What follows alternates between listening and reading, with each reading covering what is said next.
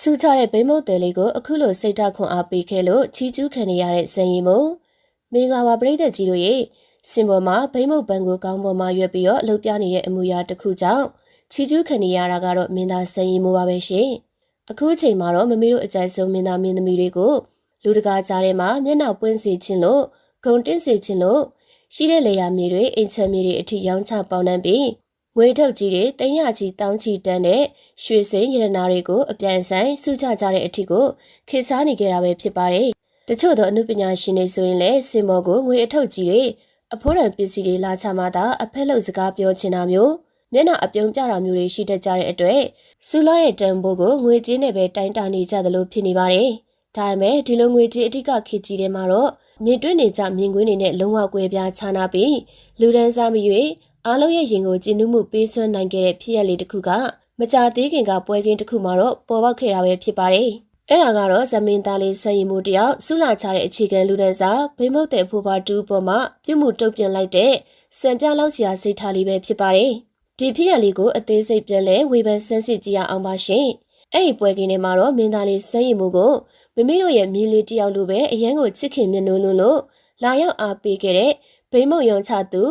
အဖိုးဖွားတူရှိခဲ့ပါတယ်။ဒီအဖိုးဖွားကတော့တခြားသောချမ်းသာကြွယ်ဝတဲ့ပရိသတ်တွေလိုမျိုးတန်ကနန်း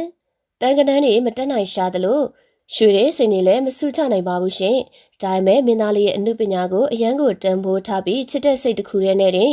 သူတို့ကိုယ်တိုင်ရောင်းချတဲ့သူတို့အတက်နိုင်ဆုံးဖြစ်တဲ့ပူပူနွေ့နွေ့ဗိမုတ်ပန်းလေးကိုစင်ပေါ်အထိယူဆောင်လာပြီးတော့စုအဖြစ်ပြေသနာခဲ့တာပဲဖြစ်ပါတယ်။လူတကာကငွေတုတ်တွေအဖိုးတန်ရတနာတွေအပြန်ဆိုင်ဆုချနေတဲ့အချိန်မှာတော့ရိုးရှင်လိုနဲ့ဗိမုတ်ပန်းလေးနဲ့စူးချလာတဲ့အဖိုးဖွားကိုမြင်လိုက်ရတဲ့အခိုက်အတန့်မှာတော့စင်ဘော်ကစက်မင်းသားလေးဆန်းရီမိုးရဲ့ပြုမှုတုတ်ပြန်ပုံကတော့တကယ့်ကိုအံ့ဩချီးကျူးစရာကောင်းလာပါတယ်။ဆန်းရီမိုးကတချို့သောမင်းသားတွေလိုငွေကြေးကိုအဓိကမထားပဲအဖိုးဖွားရဲ့ဖြူစင်တဲ့စေတနာကိုအမြင့်ဆုံးဂုဏ်ပြုတဲ့အနေနဲ့အဲ့ဒီဗိမုတ်ပန်းလေးကိုအလွန်ပဲရွရွသေးသေးနွေ့နွေ့ထွေးထွေးနဲ့လမ်းယူလက်ခံခဲ့တာပါ။ဒါရီမကသေးပဲအဲ့ဒီဗိမုတ်ပန်းလေးကိုမမရဲ့ကောင်းပေါ်မှာအမြတ်တနိုးနဲ့တင်ပြီးတော့ရွက်ပြခဲ့တဲ့အပြင်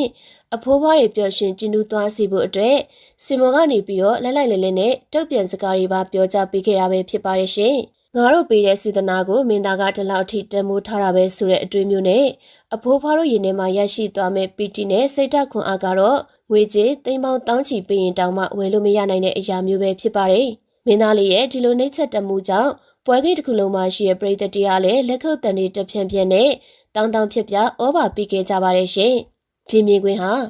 အနုပညာရှင်တူမှရှိသင့်ရှိထိုက်တဲ့မကြောက်တင်ရမယ့်စိတ်ထားလေးကိုမိမောင်းထိုးပြနေခဲ့ပါတယ်။ပရိသတ်ကပေးရဲ့ဆူလာဟာငွေကြေးတန်မှုအရာတစ်ချက်ပဲတန်သိန်း1000ပဲတန်နောက်ွယ်ကစေတနာကတော့အတူတူပဲဆိုတာကိုတော့စက်ရည်မူကကကောင်းကြီးကိုနားလည်ထားတာကိုတွေ့ရပါတယ်။ဒါကြောင့်လည်းအခုလိုလူမှုကွန်ရက်ပေါ်မှာတော့ဒီဗီဒီယိုဖိုင်လေးပြန့်နှံ့သွားတဲ့အခါအားလုံးကဒီမင်းသားလေးကတော့တကယ့်ကိုအနေရှိတဲ့မင်းသားလေးပဲ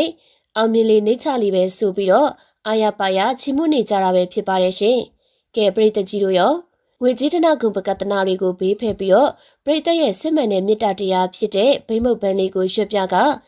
အခြေခံလူဒန်းစားအဖိုးဖွားတွေကိုစိတ်ဓာတ်ခွန်အားအပြည့်အဝပေးခဲ့တဲ့ဇမင်းသားလေးဆန်းရီမိုးရဲ့စိတ်ထလလလေးအပေါ်မှာဘယ်လိုမျိုးသုံးသပ်မိကြလဲဆိုတာကိုတော့ကွန်မန့်ဘောက်မှာပြောသွားကြပါအောင်နော်။ကျေးဇူးတင်ပါတယ်ရှင်။